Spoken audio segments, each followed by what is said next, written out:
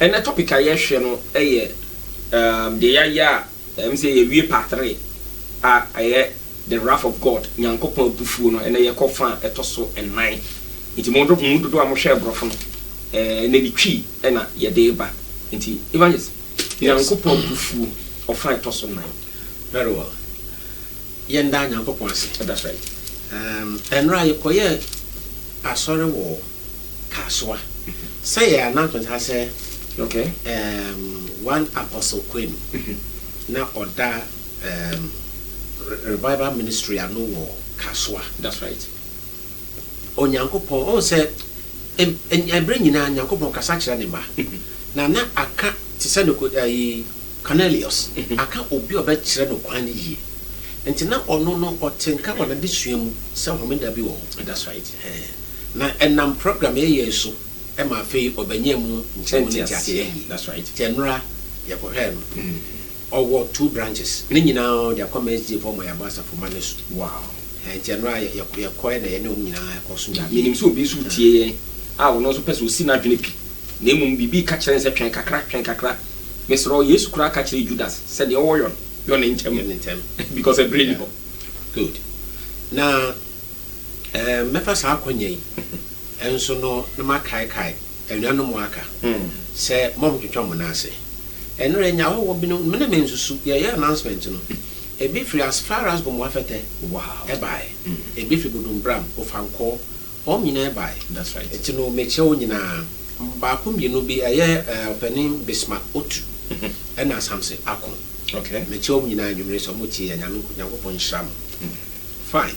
Na ye na ya hwefo ase tikiri wo mo a ema ye mobile money na ye de support to my day ye do mo ase enyo mo anka ye nyina hankasa ye ntira hankasa Nyankopon hram bebre na ye ka so Nyankopon bofo a the wrath of God eno ne de ye besua no ene anwumre we ye ofeto so enai. That's right. Yeah, me gidi say ye de bewi anwumre na neso Nyankopon ye mobo a ye de sha bofro aba. That's right. Good.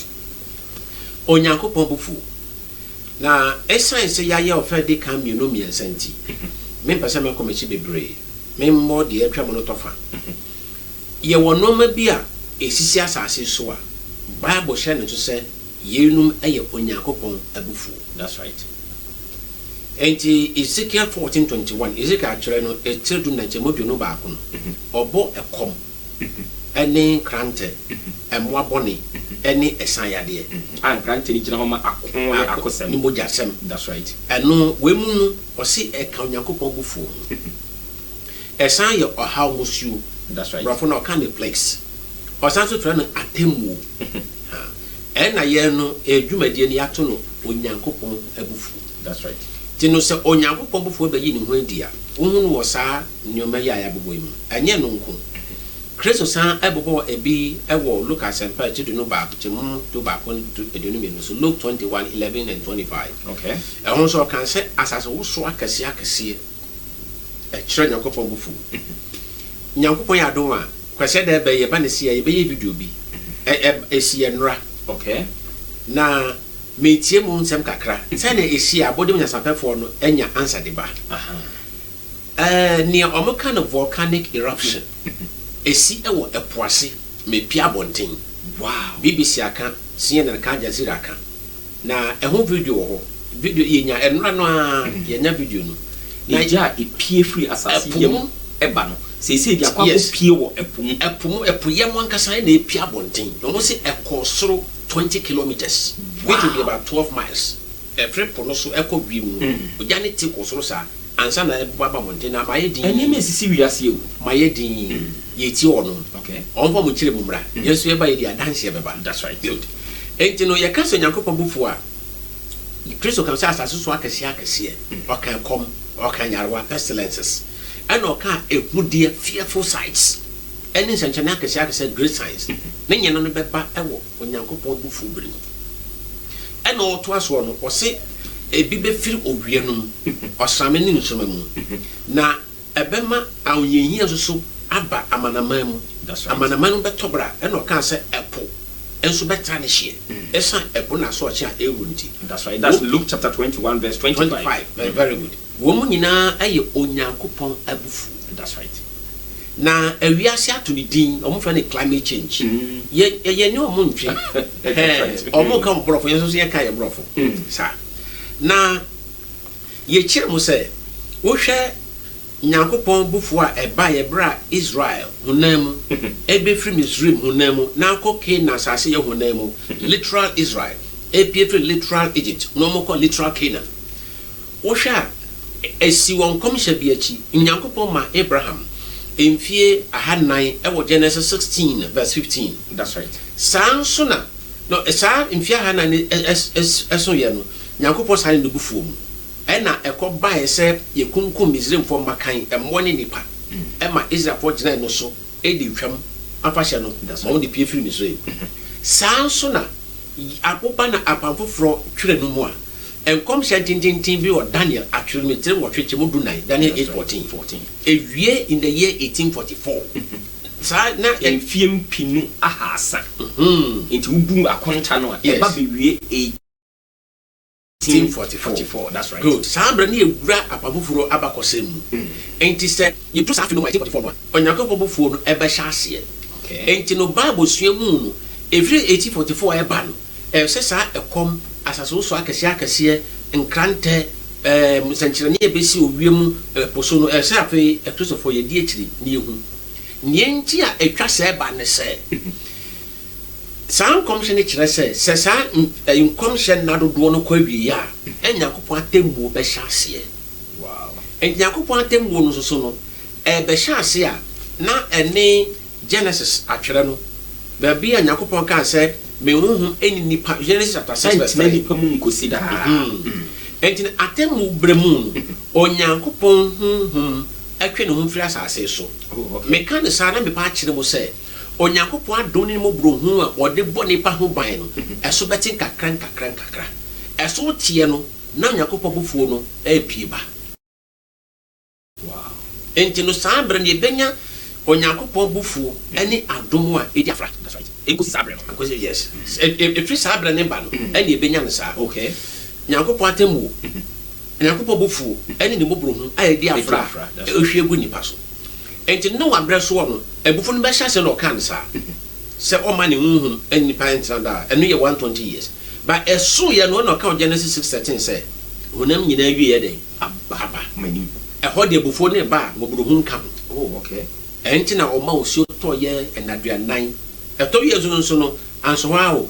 osio no ka asase no so ɛnam akoma ha na aduonum no ye nipa no wenwu a one day so how can you survive then hwade enti o kan se honam nyina wi aba o menim no adi pepepe okay now ye bremu no saa na beye se de ye o Misraim no saa pepepe na be kɔ no Misraim de no ya ka no fa de kan mienu no miensa no na metwe kakra firi ho bio on se Misraim bre so no ɛhyɛ kakra de kosi se afei Yakobon fu no ba yɛ right kunkum Misraim for makan no that's right ye bremu no Wama yɛn ahwɛsɛm ɛwɔ anaso ama ahwɛsɛm wɔ de cemetery nson kemu ba ko de kosi miensa abafo ba nan a ɔmo kra asase mframa factor no nine mframa no very good na wɔse wɔn sɛ wɔnhwie onyankopɔn abufuo na bɔfo ba ko bɛka kyerɛ wɔn sɛ wɔntwɛn yes kosi sɛ ɔde agyina ebe sisi nyankopɔn ko amoma so ansa exactly oh saa sɛm no saa bɔfo nan no kyekye wo mienu kyerɛ sɛ wɔn mo na ya mmɔ wɔn tumi sɛ wɔn mo ha asase ɛne ɛpo ɛne enua saa brɛ no ɛne Yakobon oyi ne mamu ɛmakan wɔn mo a Kristo ba bɛto wɔn no ɛdi no so yes ɛte sɛ Israel ɔmo pie firi Misraim no sɛ Israelfoɔ no kɔ Misraim no ɛkyɛre that's right Onyankopɔn ka kyerɛ Abraham sɛ yɛ mfi 100 ti firi Abraham brɛ so wa de besi da no ho pie no ɛkɔntɛ sɛ mfi 100 no ɛso kra ma Paul ka sɛ 30 years kra begu so saa na Galatians so ka ɔbɛnya na ɔmo bɛ pie no na ebi awu that's right am esi wɔn no be nyina wɔn akora saa ɛna yɛnya atiasefoɔ ti atiasefoɔ no bɛkɔ no Nyankopɔn ka sɛ ɔmo yɛ nabakan that's right akwala wo pani wo saa na ɔka kyerɛ Pharaoh Exodus 4:22 si Israel ɛyɛ mabakan that's right ɔmo kro no Bible sɛ ɔmo fa Joseph nompe Joseph yɛ awon toatoaso a edi kan yɛ kɔ Misraim no ɛhɔ na Joseph firi okay enti yɛ bɛkɔ Misraim no de old Israel ne odi kan tu ni nan esi Misraim yɛnyane dompe hɔ. Yes. Enti yɛpɛgya ɔno dompe de so a yɛsɛ yɛde kɔ no ɔno gyina hɔ ma ewufoɔ dodoɔ no a ewu wɔ Nyankopɔn bɔhyɛ mu ɔno a yɛafa no nkwan no ɔgyina ma saafoɔ. Okay. Tine ewufoɔ no kɔɛ ɛna atiasefoɔ no na so ewufoɔ no dompe ne ɔde kɔɛ. That's right. Right. Ɛna me kyerɛ mo sɛ Bible aka sɛ yɛn ha asase ha ko ha nua de kɔsi sɛ yɛbɛsɔ Nyankopɔn ɛnkɔ ano. Na yɛsɔ ama no wie no Bible sɛ ɔmo na ɛbɛyɛ asase so amtefoɔ mo ɛmakai. Ɛyɛ 144,000. Enti no 144,000 no ɛbrɛ mu no ɛhɔ Nyankopɔn bufuo no yɛhu no wɔ kɛse. Wow. Enti sɛ saa no mani sisi ne yɛhu nsɛnkyerɛnne wɔ po so asase so ennua owia no nkura ne ba no a ɛsɛ yɛ te aseɛ no a yɛbɔ Nyame mpa yɛ so hu yɛ bɔbɔ no yɛ nkwa sɛ yɛhu sɛ Nyankopɔn ɔne yɛ ɛkasa. That's right. Na ɛno na dodoɔ na ɛntimi good. Wɔn wɔ sɛ Kristo yi saa nneɛma di akyerɛ yɛn no ɔbɔ yɛn kɔkɔ ɛdisɛm etire dunai kyekyɛmu nsia ɛne nso Revelation chapter 14:6-7. Okay. On sɛ ɔse ohunbɔfoɔ ahoɔdenfoɔ a ɔto nam ɔsoro mfimfini na kyerɛ sɛ ne nan anka fam o ɔno nso a wɔwie mu afiri soro hɔ ɛna ɔde ɛne kɛseɛ ɛteɛ mo sɛ ɛne kɛseɛ no ɔse ɔteɛ mu ka kyerɛ yɛyɛ wɔ asase so amanaman kasa amusuokuo ne nipa nyinaa sɛ monsoro Nyankopɔn na monhyɛ no animuonyam na natemu dɔn no ɛdu saa temu dɔn no ɛdɔn no yɛ saa 2,300 years no ɛwieyɛ Daniel 8:14 ɛwieyɛ no ɛno na temu dɔn no ɛduri. That's right. ɛna ɔka sɛ bonkoto deɛ ɔyɛ ɔsoro na asase ɛne ne mu nyinara saa enti no Nyankopɔn temu no baabia ɔde yɛ adwen ɛsie ni enti na de biara da no mepɛ sɛ dodo a ɛdo Nyankopɔn Kristofoɔ dodo ɔmo do Nyankopɔn ɔmo nkae sɛ Onyankopɔn ne mmara de bɛbu yɛ atɛn. That's right. Hwɛ sɛ wo na ɔmampanin wo ne tun sɛ didi koraa no sɛ wo po na ɔmampanin gye wo hɔ advice de bu Ghana ban po a kae sɛ wonya asɛm a mmara no ne bi gyina so ɛne wadie saa enti wo na Kristo de adom nyinaa de adom mpo na ɔyɛ tinini a wonya amane a ɔde ne mmara bɛbu watɛn. That's right. Enti Kristofoɔ no a mo se Kristo adom nti mmara de wɔn patɔ mo nhwɛ yie na ɛnsa no a ɛwɔ den a yɛde gye abɔnefoɔ no saa nsa no a na yɛde sa abɔnefoɔ so ɔmo hwɛ ne yie nti ne bɔfoɔ no kaa sɛ mo nso Nyankopɔn na mo hyɛ ne nnuonyam fisa na tɛmo dɔ ne dura na ɛyɛ n'ani bere sɛ. Okay. Good. Saa nkra nsɛm no ɔkaeɛ no wɔn wɔ sɛ ɔka wieɛ no Kristofoɔ nhyɛ adeɛ baako nso anua no wɔn wɔ sɛ bɔfoɔ no baa wɔ Revelation 14:6-7 ne nkra nsɛm no ɔde maa enipa so wɔn kasa musuokuo ne ɛwɔ asase so na no si ya na Bible say obafo foforo de ekyire bae e oto so mienu. That's right. Ono ba no say the Babylon ahwease enso so no bofo odi kan no wan kasa ne nkan asem no de bre Babylon omo ntie me yi. That's right. Ono de bre ni pe wasase so nyina na ne nkan asem na echi no na bofo ba akon so bae. Yes. Na ono no ntie mu ne say Babylon kese no ahwease na che say bia de odi kan no ne kokobo de bae no e bi wiase anya antum sa suban a wiase dan na di ɛkyerɛ bɔfo odi kan no ma bɔfo ɔtɔ so mienu e de suban ne ɛtutu Babylon. Oh, okay. Tino ɔka sɛ Babylon ahwease efi sɛ yɛ po sankra nsɛm tina meka sɛ dodo a yɛ po Nyankopɔn mmra yɛ po Kristo no ɔmo hwɛ ne yie na ehu anso hɔ enti no bɔfo no ka saa no Nyankopɔn sa soma de ɔtɔ so miensa wɔno ba na afei ɔkyɛ wiase no mienu. That's right. Revelation 14:9 so no ka sɛ sɛ obi nim no koto aboa no ne boni no gina edisi ne moma so ana ne nsa so a ono no obenum Nyankopɔn abufuo nsa a wahwie ne gyeregyere gu na abufuo kruwa. Correct. So enti ɔka saa no na kyɛ sɛ wawai asanani ɔno abiem na no kosie no edi sɛ tedu na kyɛmu du mienu ɛna ɔkyerɛ ekuo baako sɛ ɔsi aha ɛna ahotiefo bɔ asetɔ so na okita Onyankopɔn mmaransɛm Yesu Kristo adanse enti no ne nyinaa ne sɛ enkransɛm no efiro no Onyankopɔn enkyɛn ba no ɛkyɛ wiase no mienu. That's right. Sɛ deɛ Misraim Israel for be free ho be ko bo asase nso a Misraim emu hye mienu nyamema ene omo Nyankopɔn ba no saa na ye be free asase nso akɔyɛ Canaan honhom mu a ye osoro Canaan Kristo be fa de akɔ no wiase mu kye mienu. That's right. Nyamema ene omo Nyankopɔn ba enti bɔfo no ka sɛ aha na ahotie fo ba so ɛyɛ me de pa sɛ osanka to aso sɛ wɔn a ɔmo de Onyankopɔn mmaransɛm so ene Yesu Kristo gyidie. That's right. na kyerɛ sɛ wɔn a wɔyɛ nyankopɔn mma no yes wɔfrɛ wɔn ahoteefoɔ yes wɔn kita suban mmienu bi ɛno na wɔn dan so saa suban no sɛ number 1 wɔdi onyankopɔn mmara nsɛm so na kyerɛ edu no nyinaa ɛna wɔn gye Yesu Kristo di nti wɔte mmienu no ntɛm a ɛnyɛ yie saa na tie okay na asɔmi kan wɔyɛ bɔfɔtɔ so mmiɛnsa no nkra nsɛm na wopa atembo mu a Mose ho mɛtɔ so num etire dum krɔkyerɛmu dunum ɛna 2 Corinthians 13:1 okay wɔse adanse mmienu so anasa mmiɛnsa so adansefo mmienu anasa mmiɛnsa ne yɛn nyina fa mu atɛn that's right ɛnti bɔfɔ de kan abɛkasa wapo deɛ ɔtɔ so mmienu de nka kɔ ne abɛka ho ɛnso so wapo deɛ ɔtɔ so mmiɛnsa so aka kyerɛ sɛ deɛ woyɛ yi ɛho aso twe ni bɛnka kyerɛ sɛ yɛbu atɛn fi sɛ bɔfɔ nankasa ka kyerɛ sɛ wonnim na wotu Nyankopɔn mmara na kyerɛ sɛ wakɔtɔ aboa no agye gyina ahyɛdeɛ sana nkra nsɛm ne tie ɛnti na ɔwie na ɔka sɛ aha na ahotiefo bɔ asetɔ wɔn mu edi Nyankopɔn mmara nsɛm so no wɔn mu nie ɛku aka no ɛyɛ wɔn a anyɛ nti wɔn gye aboa no gyina ahyɛdeɛ mfimfini gyina bia ni hɔ that's all so ho ɛnti wɔde saa hyɛ yi tu mu no Nyankopɔn ankasa wie bere mu ɛna ɔsan soma abɔfoɔ a ɔtɔ so 9 ɛdi sɛntere do wɔtwe kyekye baako de kɔsi mmiɛnsa saa abɔfoɔ no a ɔno ba no wɔafa nkransɛm foforɔ bi ama wo deɛ ɔdii kan nkransɛm no ɔde baeɛ no ɔbɛhyɛ mo kena na ɔhyɛ mo kena no ɔbɔfoɔ ɔtɔ so mmienu no n'asɛm na ɔpɛgyaeɛ ɛfisɛ bɔne no a yɛayɛ no ɔbɔ yɛ ho kɔkɔ nti na ɔno ba a ɔde neɛ de bible ka sɛ kyekyɛmɔ de ka Revelation 18:1 ɔse ɔba no ɔkuta tumi kɛseɛ ahoɔden kɛseɛ saa nti ɔde wura asase mu no ɔse asase hyerɛn prɛko pɛ ɛno gyina hɔ ma nkransɛm no kɔ bɛkɔ wiase afa na nyinaa sɛ Matthew 5:16 ka sɛ momma mo akwan a ɛnhyerɛn ɛwɔ asase so na nipa bɔ Nyankopɔn onyam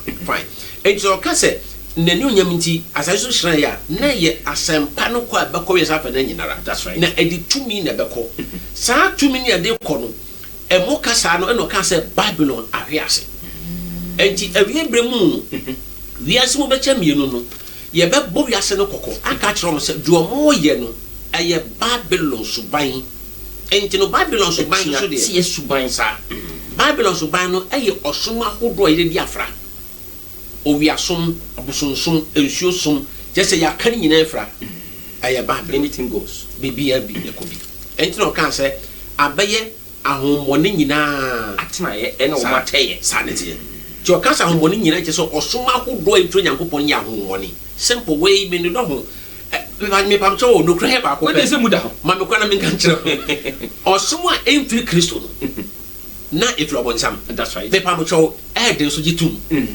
ɔsom a ɛmfiri Kristo no ɛfiri ɔbɔnsam that's right tumi mmienu pɛ na wɔ wiase nti monya abotrɛ ma yɛnyɛ atembo nokura ne yɛ one nti mmea wɔ nim yɛnka nkyerɛ wo that's right yɛkɔ anim fine ɛno nti na bɔfoɔ no ka wieɛ no ɔsɛ meti ani foforɔ bi firi ɔsoro Revelation 18 meman mumfiri ne mu yes na mo anya ne bɔne ne bi na mo anya na so twɛn ne bi enti Onyankopɔn wɔnkyekyere obiara mu baabi sɛ mo nkwa de mempɛ mo asɛ mɛhyɛ kɔhyɛ mo dabi ɛnti na ɔka sɛ wɔn sɛ obi ka sɛ meman a ansa no ka sɛ nipa no ɔwɔ kye sɛ Onyankopɔn kasa na kasa no so ada yes wayɛ krado so ɔbɛgye enti wɔfrɛ sɛ woyɛ ne man na emu ɔpɛ sɛ otu anamɔ bi anamɔ no ne sɛ dwane firi Babylon wɔde ne mogya ato enti ɔho kwan sɛ ɔfrɛ sɛ woyɛ ne man enti wopo a na ɛno ahɔ deɛ yɛni hwee de yɛ ma wo okay so ho enti no hwɛ nkransɛm a yɛka yi a sɛ ɔkaa sɛ asase so ahemfo ɛne asase so dwadefoɔ ɔmo ne Babylon abom abɔdwaman wɔn nam ne taa mu die so anya wɔn ho tam saa ne teɛ saa dwamanbɔ ne yɛ sɛ wode Onyankopɔn de ato ho so nso na wonni n'asɛm so ɛyɛ dwaman ɛno ɛna akɔ so because Kristo aware n'asafo nti ɔno nkuto na ɛsɛ n'asafo no etie no sɛ ne yere ɛnti sɛ saa ne ma yɛ kɔ so a na Onyankopɔn ɔsane ne kɔkɔbɔ mu sɛ nipa adwene bɛba ne ho so sɛ ɛbɛyɛ adeɛ ɔyɛ no ɔbɛfiri mu aba nti kɔkɔbɔ no Nyankopɔn sane mu no ɛne yɛkyerɛ mu sɛ Nyankopɔn bufuo nso so no mmɔborɔhu ɛfrɛ mu nti yɛbɛhyɛ ase abɔ video a yɛde kyerɛ yɛn sɛ adɔfo no ɛnnɛ yɛwɔ videos maako 13 a yɛde bɛkyerɛ nsɛm mu deɛ kyerɛ nkakrakra na Nyankopɔn nam na honhom so bɛmo ate aseɛ na take firm decision for the Lord Intimacy Production sɛ wɔyɛ krado a videos 1 to 2 Father Roma Munro Mfamaye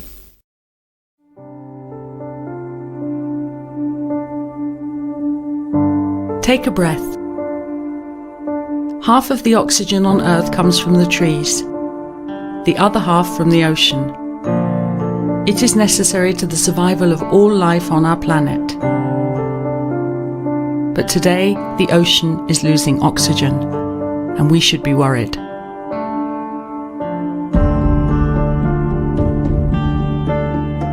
Deoxygenation is a complicated word, I guess, for something which is relatively straightforward in one sense, and that's the fact that the ocean, like the atmosphere, contains oxygen, and it's the reduction in the amount of oxygen available in the ocean.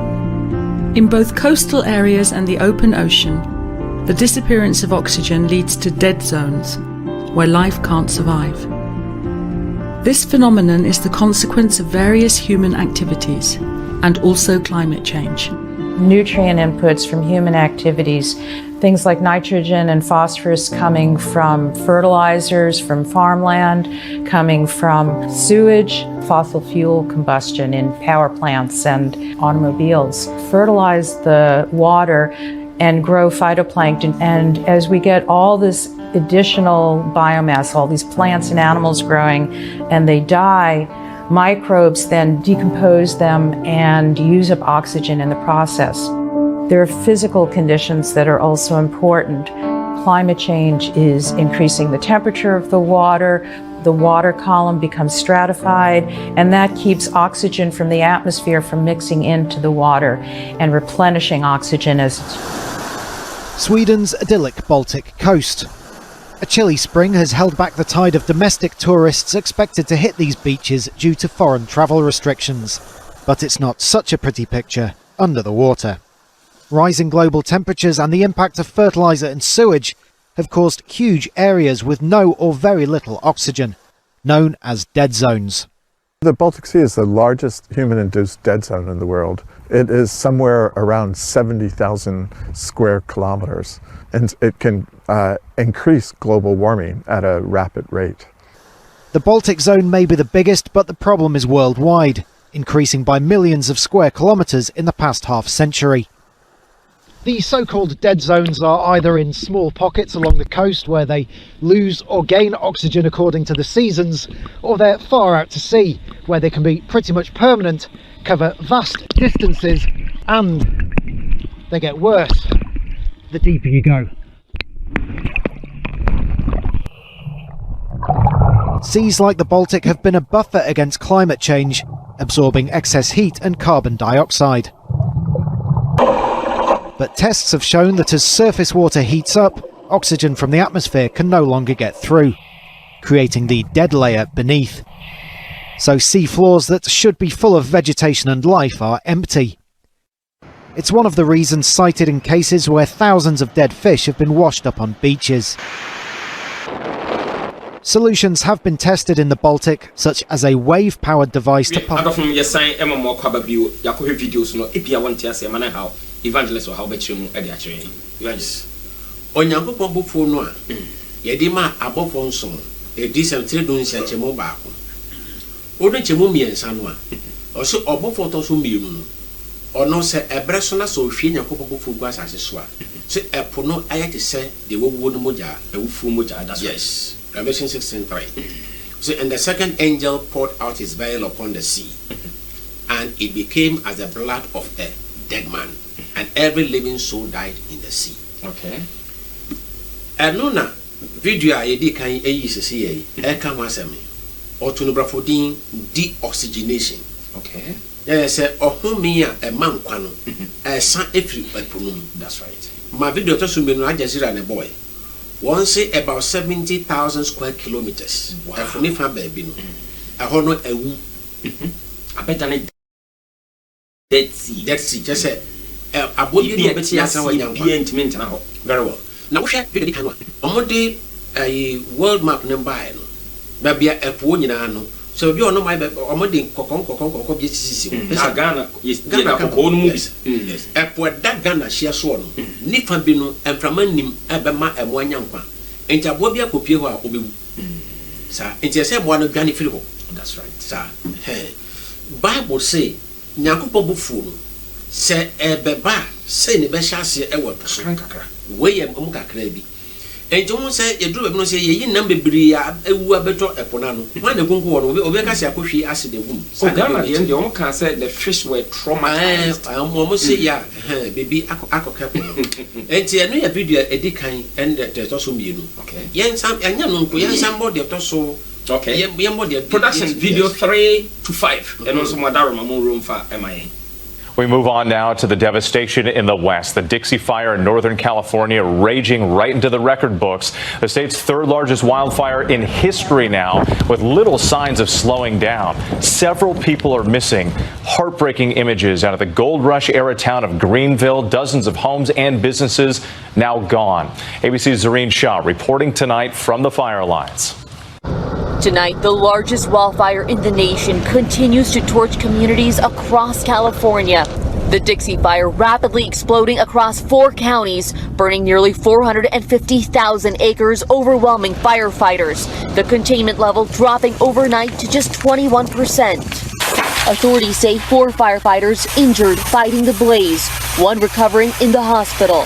5 people are now missing as the devastation of the fire is starting to emerge. More than 260 homes and businesses destroyed. In the town of Greenville, nothing but charred foundations and piles of ash. It looks like this for blocks. Homes and buildings that have withstood the test of time for over 100 years decimated, and car after car like this. Metal from this car turned into a puddle on this road.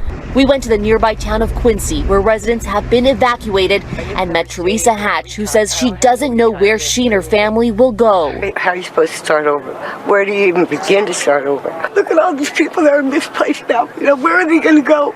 More than 90 fires are burning throughout the West. The smoke from those fires spreading as far as the San Francisco Bay Area, causing residents to keep windows and doors shut.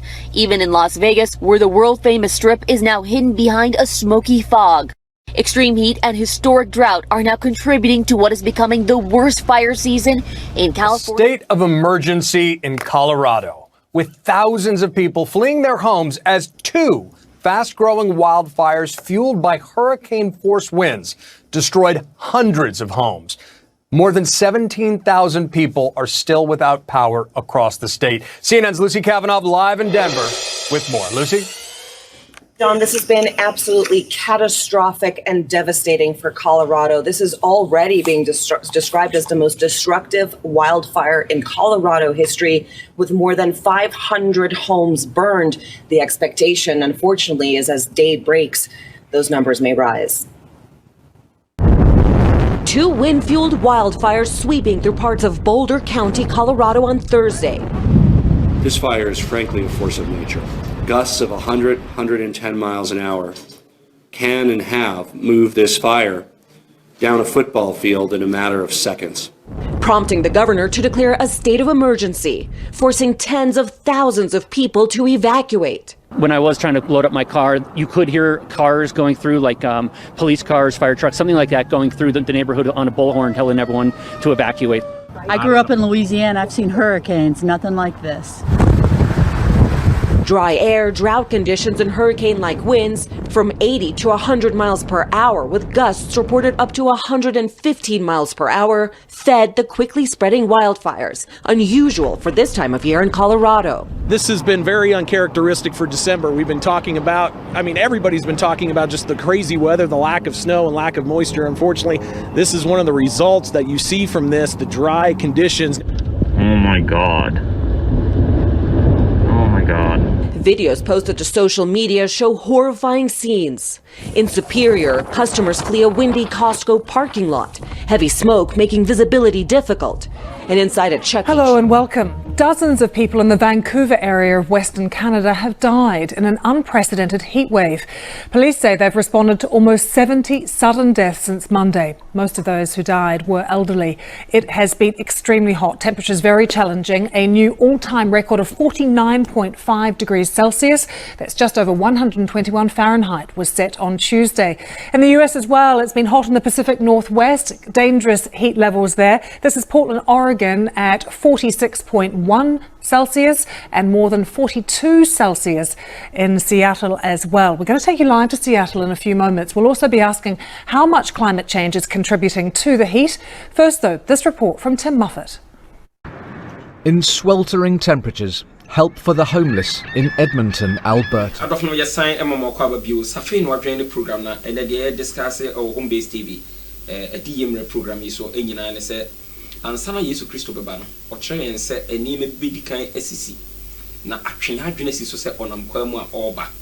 Now, a no more blue Ephraim, there's bedroom brevino. The Ebifra says a bandy, Namu blue enim. And a Nyankopa have done a mere Missaniano, a frasea ACC, into a wake up call at the Christo Nibia as a young as a day, ye boy, a bra, a ye papa. Now, Yabekos was myself was also support program we are. Ubit send this car at the brain, the tria airtime, no TV stations, not quite 5. Into so person send this car, number bit me send the actors on. Message production and comedy book screen this one my ear. A 055 35 74 933. Who send this kind of idea everybody Joseph Anani. Into Uncle Evangelist on the videos I crazy here on Chichi Mai. Evangelist Kagana and Quebec be training even the kutra ben and 10 were nuno and a peja. A better also. Yeah, Bumpaye. Sir, the year who maybe Mahasi say, Amen. Yankopon we are mobile, say the way we are mobile. Now, I will say Revelation 16:8 and 9. Above for no a kuta Yankopo bufu, yes, Omushimu as I say so. Na Bako Diano, and they say, or the Beccaviano.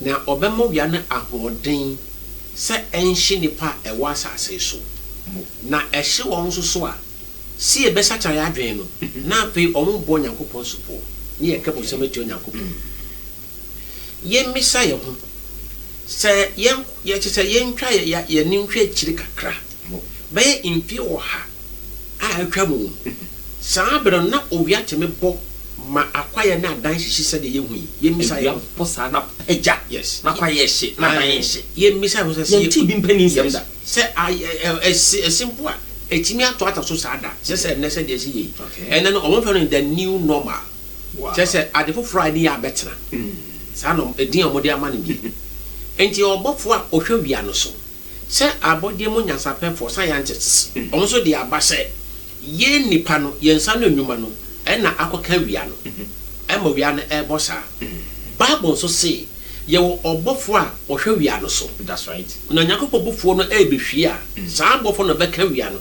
mo wia na abɔ dendenden ma ahye nipa ma wasase so sɛ video to so miɛnsa ne kyerɛ mo sɛ enipa wu wɔ Canada that's right France ɔmo twahwe daa Pakistan wɔn India wɔn ɔhye no pagya ano ɛkyɛ sɛ ɛtimi to aso saa de go so no Nyankopɔn nankasa asa wiem ɛnam mu buru mfura mu nti na ɔmo na ba fam kakra enti yɛn no mo asisi no ɛne yɛ gyina so de yɛ danse sɛ Onyankopɔn bɔfoɔ na mobro mfura mu no ebi na yɛhwɛ that's right enti Kristofo hu sɛ Nyankopɔn mra na yɛto no ɛsusu sa ɛno enti wi ase bɛ frɛ no climate change sa benyame asɛm bɛ frɛ no sɛ Nyankopɔn abufu Nyankopɔn bufu ɛna pɛ sɛ Kristofo atwe adwene so yɛ na no bi frɛ me sɛ hin na yɛatwe Bible sɛ climate change I mean say Bible by answer na climate change ne ba climate change yɛ din te sɛ wa wo ba no ato din ade ne ba no ho to din but Bible de wa ka asɛm na to dada sɛ we owia ne bɛhye na ano bɛyɛ de ne bɛhye no ma bɛhye nipa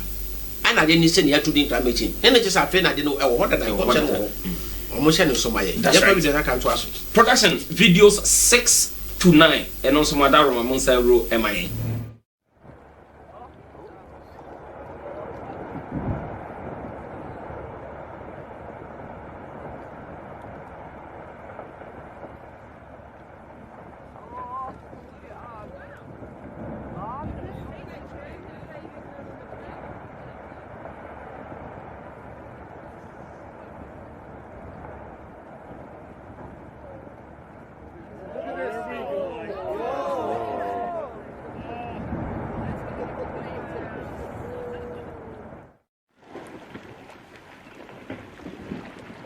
If I start driving away because I have to, you can still look back up.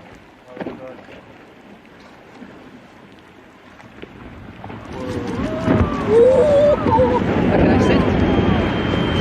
sit.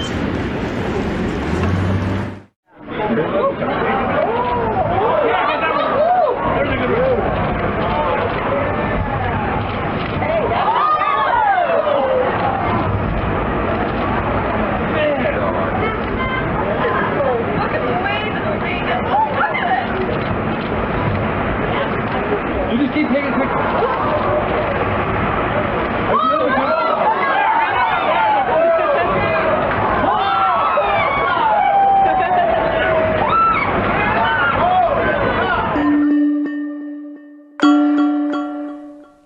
is Waladuna Mosque in Jakarta. Its roof is in ruins. Moss covers the walls, and seawater flows through every corner of it. The last time people prayed here was in 2001, back when it was above ground. Today, it's a warning sign. It signals what could happen to Indonesia's capital city if things don't change soon. Because even though Jakarta faces the same rising sea levels as other coastal cities around the world, that's not quite what we're looking at here. Jakarta is sinking.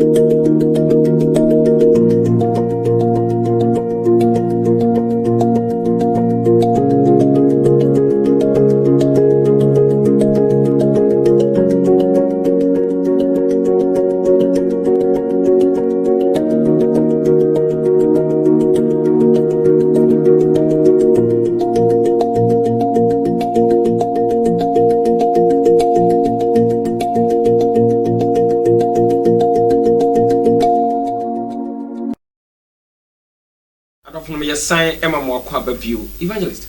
Yes. The echo any message you'll be sending about. What is it? Or say all the charismatic churches, no, they don't preach about end time message. They say they preach. Name you preach a prosperity. Would can and no nim. The echo so you know a beer with nim. And you cannot preach about what you don't know. Evangelist. Fine. Yeah, no. Hebrew man didn't want dance say. Ye hwe ekuro foforo Nyankopon kwahye mo bose okoye no e na ye hwe no kwan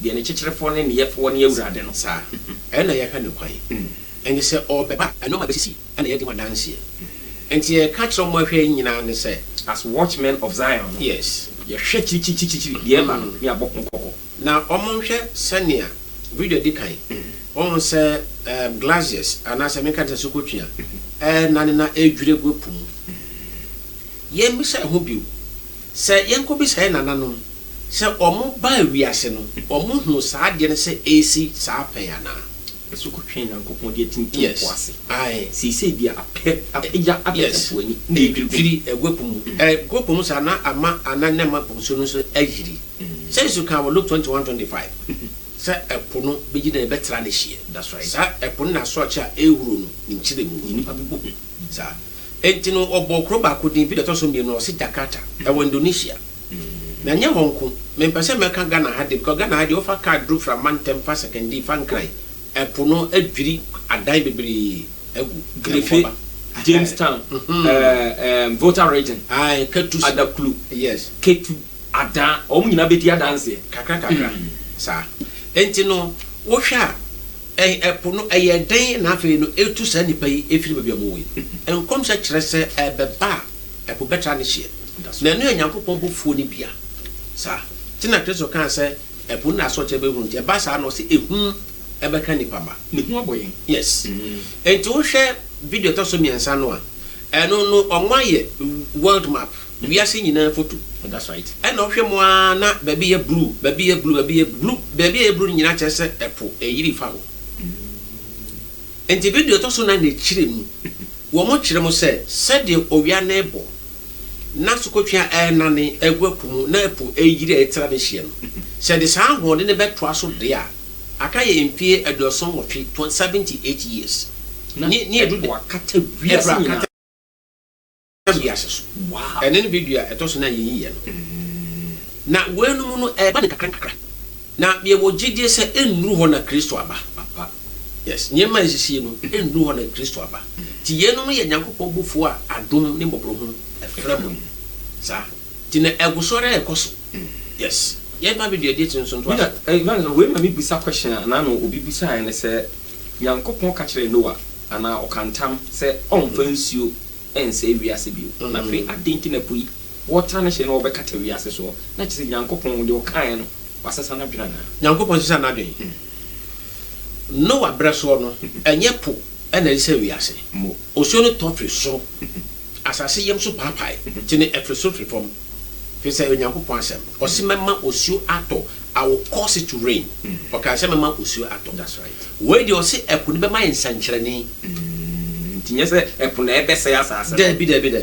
e twa say epo ma ensankyerene fi say ebinsida tine aisha say sisi ya na atwen adwen akonkom okay eno tina yesu ye di wadanse yeah that's evangelist afi production wadaroma the last videos no videos 10 to 13 Syria's longest river has receded, parching trees and leaving families of local farmers without water to drink. Aid groups and engineers have warned of a looming humanitarian disaster in northeast Syria. Plummeting water levels at hydroelectric dams have led to power cuts for up to 5 million Syrians since January.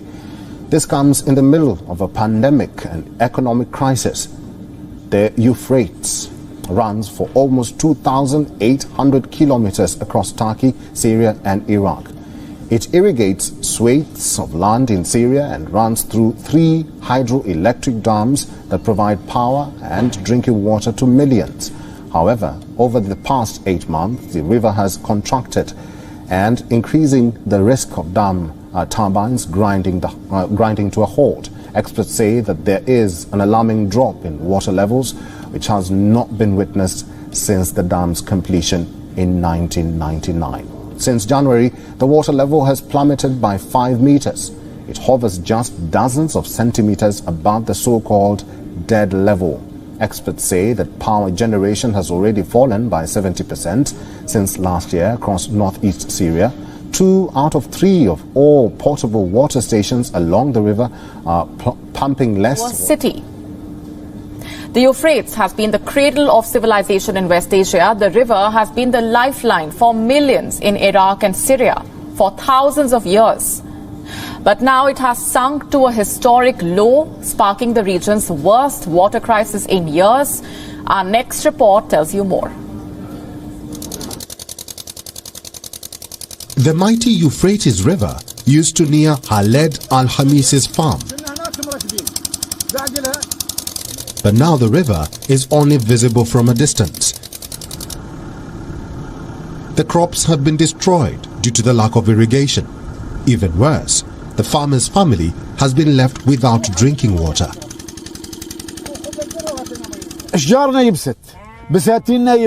We are completely deprived of drinking water. The women have to walk 7 kilometers just to get a bucket of water for their children to drink.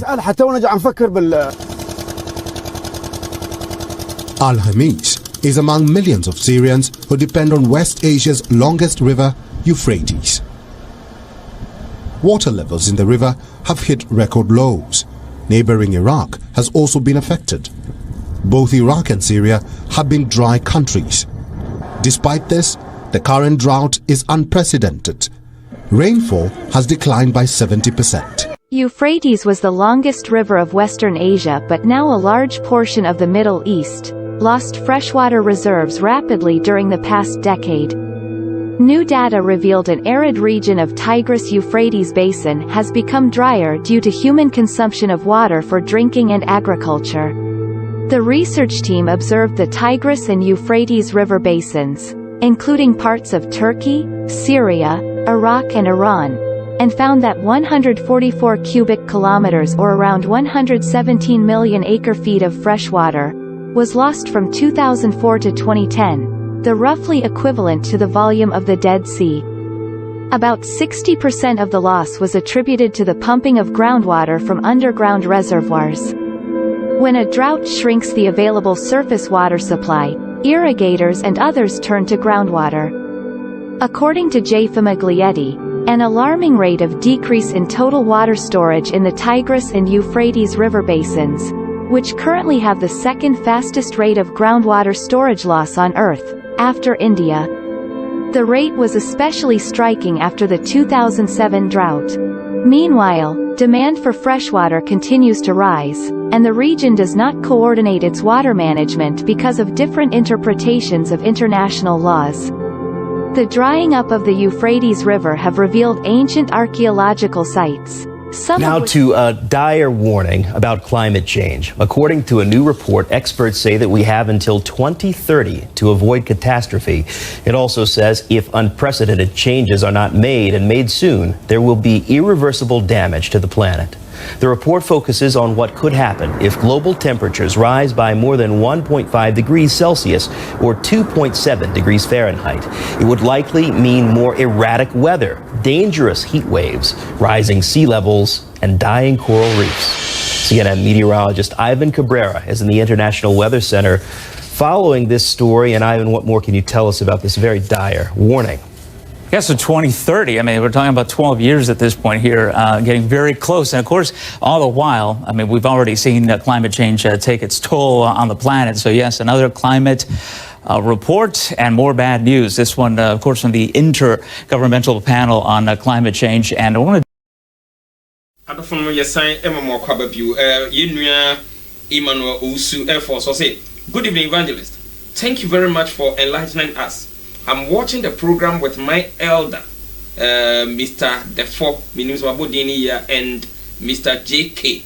We are very much impressed of the work you are doing. Yame Inshra Unso Papa. Evangelist. Na insua kesia. Aye. And every. Oh. Revelation chapter 16, verse 12. I say, Obofo Bako.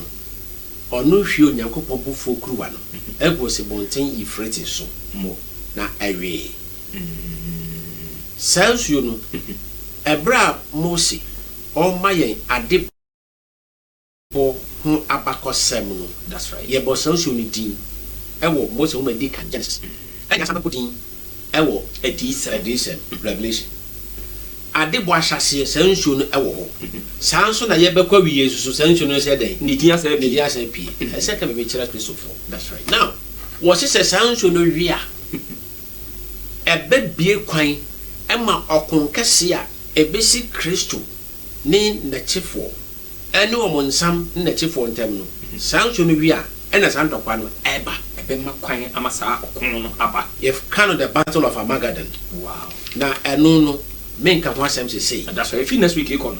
Yes. You besan him.